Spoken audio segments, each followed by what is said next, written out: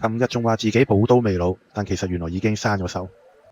今日係 AIDA 自由潛嘅第2日訓練，主要會係出海訓練動態水域技巧。上堂前先嚟個拉筋熱身，舒展下筋骨。出發前問準教練可以帶部運動相機落水，點知原來個潛水殼有問題，接落嚟嘅訓練一切都影唔到。雨季嘅海邊非常大浪，所以教練都話我哋係喺一個比較惡劣嘅環境下訓練。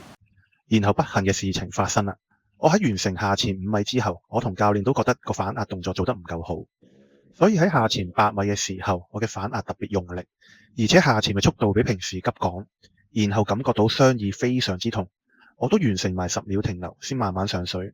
上到去，教練望住我塊面，好凝重講一句：我個鼻流緊血。然後我再喺喉嚨裏邊吐咗啖血水出嚟，嗰一刻我就知道瀨嘢啦，同埋要即刻停止潛水訓練。上岸之後，教練都好凝重咁樣同我去科普我可能會面對嘅情況。暫時嘅最大可能性就係我嘅中耳氣壓受傷，再嚴重啲呢，就有機會係耳膜穿破，咁就問題大啦。所以首先我停止晒一切嘅潛水訓練，然後成個下晝都充分休息。好彩瞓完個晏晝覺，情況好少少，冇咁劇痛。會等聽日去睇醫生，照一照睇下結果如何。